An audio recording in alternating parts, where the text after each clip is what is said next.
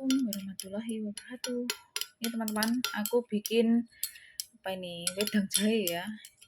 Ini jahe teman-teman, pakai air hangat. Ini penolak COVID-19 dan Omikron teman-teman. Karena ini jahe panas ya.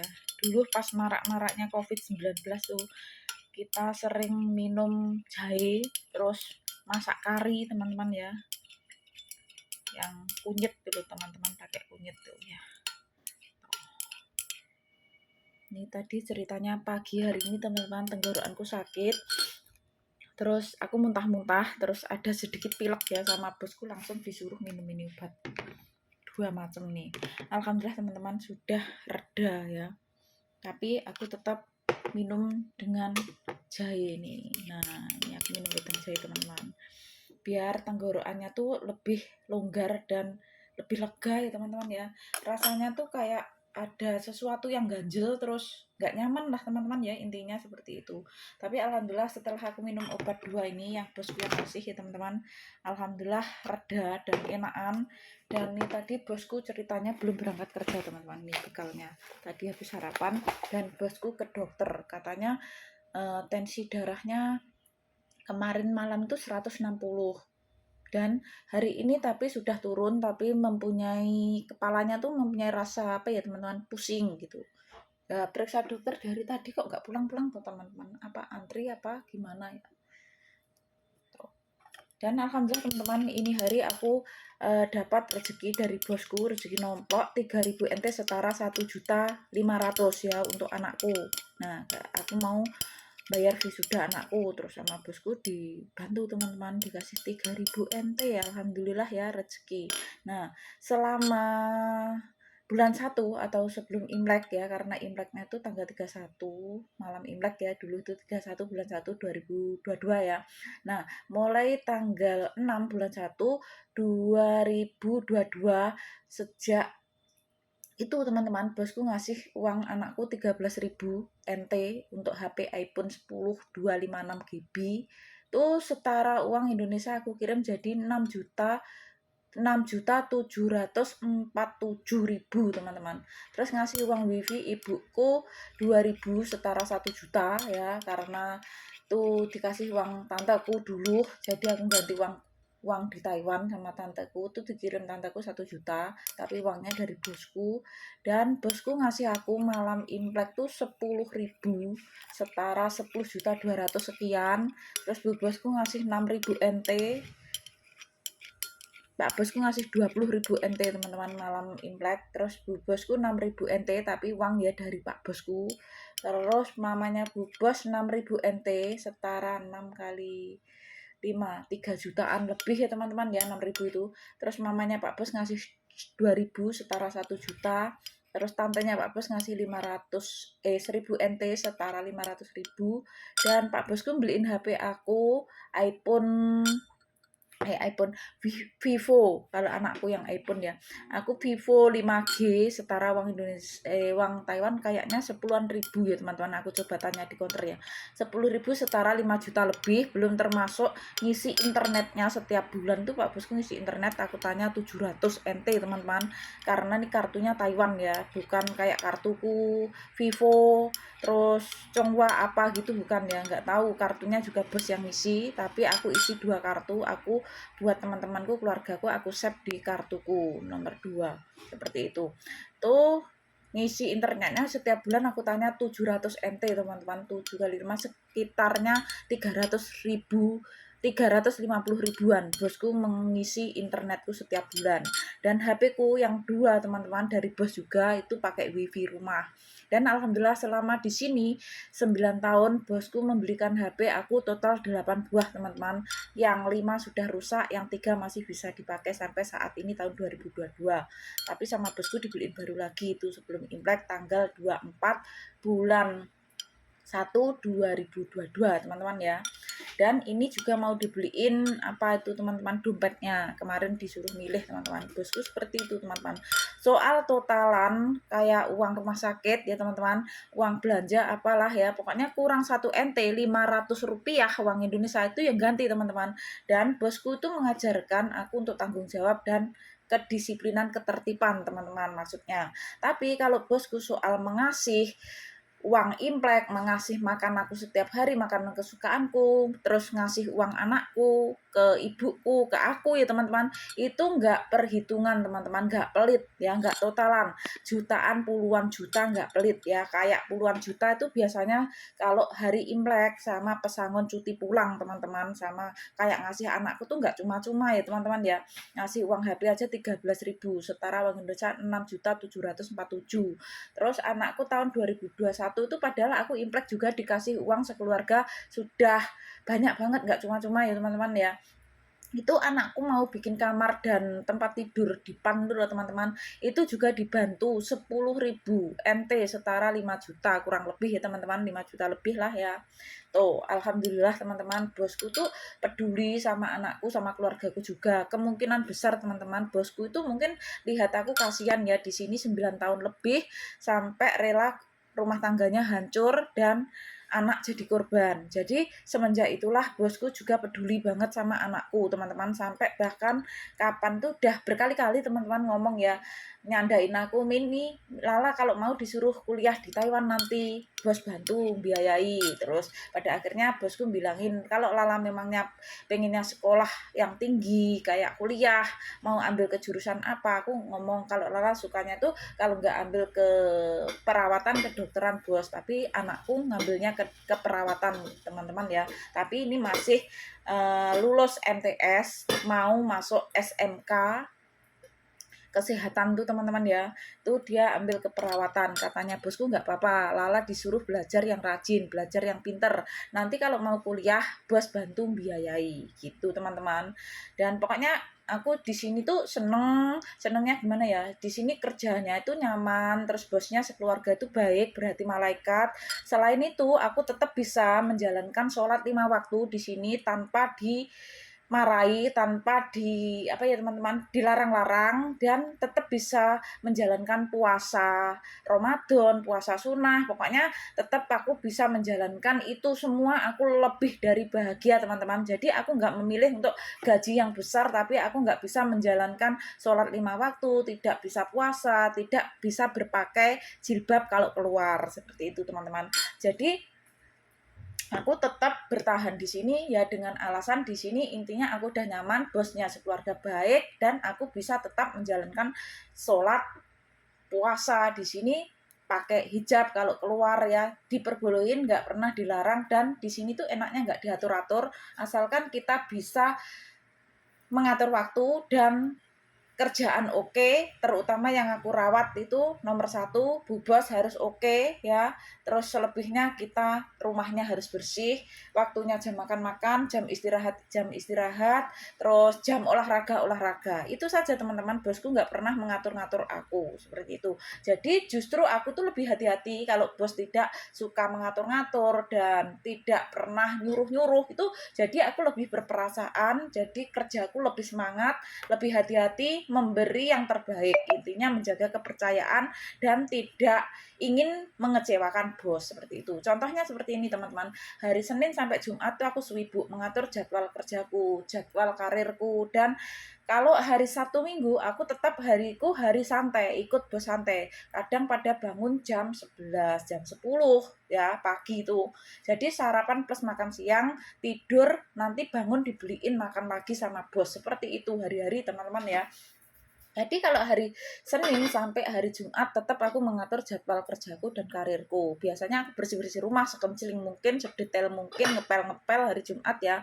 Jadi di hari Sabtu dan Minggu aku tetap bisa ikut bos santeria. Karena bosku tahu teman-teman, selama di sini 9 tahun lebih aku nggak pernah namanya mengambil cuti pribadi untuk liburan. Jadi bosku tahu aku butuh istirahat, aku butuh santai. Jadi aku pernah ngomong dulu, bos kalau hari Sabtu Minggu aku pengennya ya santai, makanya hari Senin sampai Jumat bos nggak ada di rumah, bos kerja, aku bersih-bersih rumah sekecil mungkin. Jadi bos tuh nggak pernah tahu aku kerjanya bagaimana teman-teman, tapi bosku tahu dan bisa melihat bagaimana akan real hasilnya gitu. Rumahnya rapi, semuanya bersih, tertata rapi, terus bosku oke, perkembangan membaik, seperti itu. Nah, maka dari itu bosku tidak pelit-pelit untuk menaikkan gaji aku, menanggung semua kebutuhanku dari ujung rambut sampai ujung kaki, sampai apa teman-teman, ujung rambut sampai ujung kaki, kecuali softtek yang nggak dibelikan karena bosku cowok. Bahkan cabe apa itu teman-teman dibeliin, kacang kesukaanku, buah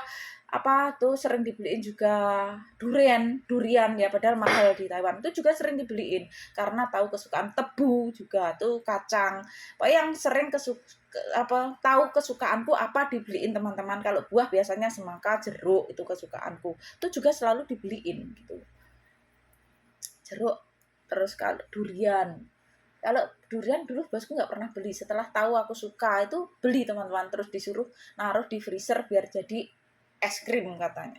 Nah seperti itu teman-teman. Maka dari itu aku benar-benar kerja di Taiwan tuh harus hati-hati, ikut bos ini hati-hati, pokoknya menjaga kepercayaan dan tanggung jawab, jangan bikin kecewa bos gitu teman-teman ya, seperti itu. Dan alhamdulillah bosku yang dulu nggak bisa makan sendiri, nggak bisa minum, nggak bisa balik badan, nggak bisa gosok gigi, nggak bisa pakai baju, alhamdulillah sekarang bisa semuanya teman-teman. Dan yang dulu tangan kakinya tuh bengkak seperti beri-beri berisi air, alhamdulillah sudah 6 tahun lebih ini sudah normal seperti selayaknya kita. Dan dulu yang nggak bisa jalan di fufu dari samping seperti kita berjalan gandeng mesra itu teman-teman, sekarang bu bosku sudah bisa 6 tahun lebih ya.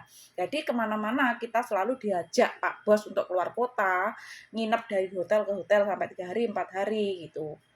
Karena apa? Karena Bu Bos sekarang sudah bisa diajak jalan tanpa pakai kursi roda, lepas dari kursi roda dah lama. Kecuali di rumah sakit harus pakai kursi roda teman-teman, karena kita pakai mobilnya rumah sakit tinggi, takutnya jatuh gitu. Sebenarnya Bu Bosku sudah bisa berjalan tanpa pakai kursi roda di bubu dari samping. Kalau dulu teman-teman di bubu dari belakang ditetah kayak anak kecil, tapi sekarang sudah bisa bergandeng mesra dengan Pak Bos kemana-mana. Aku di belakangnya aku nyuting teman-teman, seperti itu. Jadi Bu Bosku berjalan mesra dengan Pak Bosku kalau jalan-jalan ke mall, ke mendaki gunung, ke Hualien, ke Kenting, nginep dari hotel ke hotel, pindah-pindah teman-teman ya. Dan pokoknya hotel mewah lah teman-teman ya, kelasnya bos, seperti itu. Sampai bosku tuh pernah ngomong, ini kalau Pak Bos ngajak kalian keluar kota seperti ini, hotel untuk tidur kamu sama Bu Bos ini sama artinya 1 kali gaji kamu. Wah mahal kali gitu. Seperti itu teman-teman. Dan bosku, Pak Bosku sama mamanya Bu Bos tidak pelit-pelit untuk membelikan baju, sepatu, gitu teman-teman. Jadi Bu Bosku dibeliin baju, aku dibeliin sepatu, dibeliin gitu teman-teman ya. Jadi kelasnya bukan kelas pasaran. Kalau Pak Bosku biasanya beliin kita di Hangteng, Mall Hangteng. Kalau mamanya Bu Bos biasanya beliin di Mall Sogo yang mahal itu teman-teman ya. Yang jaket ya, setelan jaket aku sama Bu Bos sama itu harganya berapa? 6.980 setara 3.500.000 teman-teman. Itu jaket sama celana setelan ya. Itu pun jarang tak pakai karena itu dipakai musim dingin teman-teman. Itu warnanya punya aku abu-abu, punyanya Bu Bos ungu. Nah seperti itu teman-teman. Jadi aku benar-benar kerjaku harus hati-hati, tanggung jawab, amanah bisa dipercaya. Dimanapun kita pegang kunci, kejujuran, tanggung jawab, amanah bisa dipercaya. Walaupun kita ibaratnya kan menjalankan usaha tidak mempunyai modal kepercayaan teman-teman, kita bisa berkembang, bisa menjalankan sendiri. Itu contohnya aku sendiri teman-teman ya. Dimana-mana selalu aku pegang kunci itu, kejujuran, tanggung jawab, amanah bisa dipercaya. Dimanapun aku meminjakkan kaki, dimanapun aku berada, itu akan merasakan kenyamanan dan ketenangan, dan rezeki pun diberi kelancaran dan selalu dipertemukan orang baik. Alhamdulillah, walaupun 1 atau 2 orang yang tidak baik ya teman-teman, tapi percaya dan yakinlah, tetaplah kita menanam kebaikan pada siapa saja. Walaupun kebaikan kita dibalas dengan kejahatan, jangan pernah kita untuk menaruh balas dendam yang sama ya. Itu teman-teman ya. Kita insya Allah di setiap kesulitan diberi kemudahan. Dan gini teman-teman, kalau kita membantu mempermudahkan orang lain, insya Allah Allah juga akan membantu mempermudahkan jalan kita, jalan rezeki, urusan kita, dan segalanya lah, intinya seperti itu teman-teman. Alhamdulillah ya, semoga ini pengalaman dari aku bermanfaat untuk teman-teman juga. Alhamdulillah teman-teman ya, tidak menyangka aku di Taiwan yang awalnya aku dari Indonesia kena apa ya teman-teman, kena musibah yang luar biasa ratusan juta ya teman-teman ya, dengan modal yang nekat. Aku takut padahal di PT dulu aku sudah sakit parah hampir mengundurkan diri. Aku mikir 2 kali memikir dengan uang apa aku untuk menomboi ya teman-teman ya, kalau aku mengundurkan diri. Pada akhirnya aku nekat, posisi belum fit bener, aku diterbangkan, orang rumah mengirimi uang aku untuk berobat ke dokter spesialis. Waktunya nggak keburu, pada akhirnya aku cuma berobat di Rumah Sakit Umum Jakarta tuh sampai 2 kali apa 3 kali saat itu ya. Alhamdulillah mendingan, dan sampai di sini tuh tanggal 1 bulan 3 2013 aku masuk Taiwan awal teman-teman. Harinya Jumat, aku masih ingat ya. Dan dipertemukan bos yang berhati malaikat sampai kontrak keempat mau 12 tahun nantinya ya teman-teman. Tahun 2025 bulan 3 aku finish kontrak pas 12 tahun nanti ya. Semoga aku jangan bikin kecewa bos, itu saja. Dan semoga aku tetap diberi kesehatan, panjang umur, murah rezeki, tercapai cita-citaku dan sukses selalu. Dan cita-citaku tidak terlalu mumbul-mumbul teman-teman. Cita-citaku cuma ingin membahagiakan kedua orang tuaku, anakku, saudaraku, untuk masa depanku, dan semoga aku tetap diberi kelancaran dalam rezeki, kesehatan, panjang umur, sehingga aku tetap bisa membahagiakan semuanya dan juga membahagiakan sesama juga. Harapanku itu teman-teman ya. Pokoknya kalau usahaku tetap diberi kelancaran seperti saat ini, tetap aku bisa menjalankan, otomatis aku mempunyai rezeki lebih ya teman-teman ya. Aku bisa tetap membahagiakan sesama juga, selain membahagiakan diriku sendiri, keluargaku, orang tuaku, saudaraku, juga inginku bisa membahagiakan sesama selalu gitu. Seperti saat-saat ini yang sudah aku lakukan semenjak aku di Taiwan 9 tahun. Alhamdulillah sampai apa teman-teman, aku sampai bikin tabungan kotak amal. Ya, itu karena apa? Dengan niat tujuan ya supaya aku tuh selalu bisa membahagiakan sesama juga, selain keluargaku, selain membahagiakan diriku sendiri. Karena apa? Karena apa yang aku punya, apa yang aku miliki bukan hak pribadi sepenuhnya untuk aku, untuk keluargaku, tapi sebagian kecil ada rezekinya orang lain, sesama ya teman-teman. Itulah alasannya aku selalu bikinkan tabungan kotak amal. Dan alhamdulillah ada teman satu yang terketuk hatinya. Itu namanya Mbak Mukinem, rumahnya Jawa Tengah, Solo ya teman-teman. Karena tahu aku selalu bikin tabungan seperti itu. Banyak teman-teman, nggak cuma tabungan kotak amal yang aku bikinkan. Ada 15 biji. Tabungan pertama orang tuaku, mertua dan nenek. Tapi itu sekarang aku sama anaknya, sama cucunya sudah nggak jadi, tapi aku tetap masih memperlakukan sama seperti saat aku masih menjadi menantunya, jadi cucunya, menjadi saat seperti menjadi istrinya, anak cucunya dia ya. Tapi alhamdulillah teman-teman, kalau kita mempunyai niat tujuan yang baik, Allah selalu memberi jalan yang terbaik. Percaya dan yakin saja ya teman-teman. Jangan takut berbagi, akan membuat rezeki kita seret dan membuat kita tidak punya apa-apa. Justru sebaliknya teman-teman, indahnya berbagi tidak akan memutuskan jalan rezeki kita, walaupun toh itu sedikit, asalkan ikhlas. Tidak harus pakai uang teman-teman, pakai ilmu, pakai pengalaman, pakai barang ya, pakai berupa makanan, itu pun sudah namanya berbagi. Berbagi itu enggak harus uang teman-teman ya. Jangan menunggu kita kaya baru kita berbagi. Gitu loh teman-teman ya. Oke, itu adalah pengalaman yang aku alami, dan itulah benar-benar real nyata kisahku teman-teman, yang luar biasa. Dari keterpurukan aku bangkit lagi, keterpurukan bangkit lagi. Alhamdulillah tahun 2022 luar biasa, aku bangkit lagi. Dan di sini teman-teman ya, di sini 8 tahun aku cerai sama mantan suamiku 2021 bulan 1, tepatnya tanggal 12. Alhamdulillah teman-teman, aku tetap semangat, tetap menjadi wanita yang tangguh, bekerja keras dan berkarir, dan anti gengsi. Intinya tetap semangat demi keluarga, demi anak. Masa depan anak itu harus utama ya teman-teman ya, diutamakan ya. Itu saja pengalaman dari aku. Jadi seorang TKW bukanlah suatu cita-citaku, dan perceraian bukanlah suatu kemauanku, dan bukanlah suatu cita-cita kami, karena itu atas kehendak Allah dan takdir yang Allah berikan pada kita. Tidak bisa kita tolak ya teman-teman ya. Yang penting kita saling semangat saja, saling mendoakan yang terbaik. Semoga kita saling dipertemukan orang yang benar-benar baik dan bisa jadi keluarga yang sakinah mawaddah warahmah nantinya kalau sudah menikah. Ya, seperti itu aja teman-teman. Tidak ada kata namanya balas dendam, membenci, atau apa ya teman-teman. Pokoknya sudah aku maafkan semua orang-orang yang tidak baik pada aku, yang mungkin sirik atau gimana ya teman-teman, aku tidak akan membencinya ya. Aku selalu memaafkan lewat doa walaupun tidak berjabat tangan, tidak secara lisan. Itulah ya teman-teman. Jadi nggak usah jadi pendendam, nggak usah jadi pembenci ya teman-teman ya. Ya, kalau toh kita salah ya minta maaf, kalau toh kita nggak salah kita tetap minta maaf. Jadi intinya kita merendah bukan berarti rendahan, kita mengalah bukan berarti kalahan. Kita disanjung tidak akan menjadi rembulan, kita direndahkan tidak akan tumbang dan tidak akan menjadi sampah. Begitu teman-teman kira-kiranya ya. Ya udah gitu saja, itu adalah cerita kisah nyataku dari aku Mini Taiwan, asal dari Jawa Timur, kota Reok ya. Itu benar-benar real pengalamanku teman-teman, dari Indonesia kena musibah dari para nasabah yang tidak tanggung jawab ratusan juta ya teman-teman ya.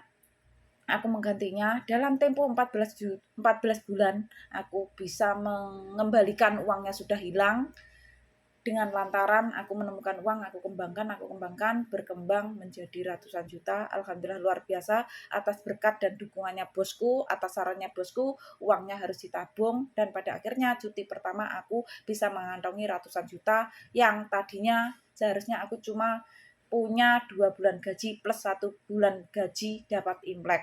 Pada akhirnya yang langsung aku kirimkan 88,5 juta plus aku bawain temenku yang untuk jaga aku balik ke Taiwan tuh ada 20.000 setara berapa ya, 20 juta apa 20.000 NT ya teman-teman, lupa pokoknya jutaan juga teman-teman, kalau nggak 10 juta 20 juta teman-teman, selain aku pegang sendiri. Luar biasa teman-teman ya.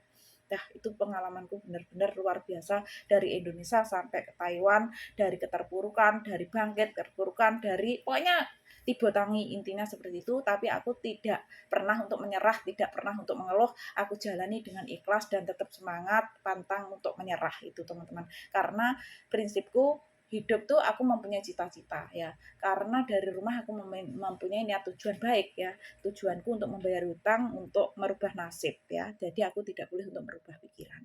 Oke, pulang aku harus membawa kesuksesan, tetap menjadi kebanggaan keluarga. Amin amin ya rabbal alamin. Thank you untuk semuanya. Bye bye. Akhir kata, wassalamualaikum warahmatullahi wabarakatuh.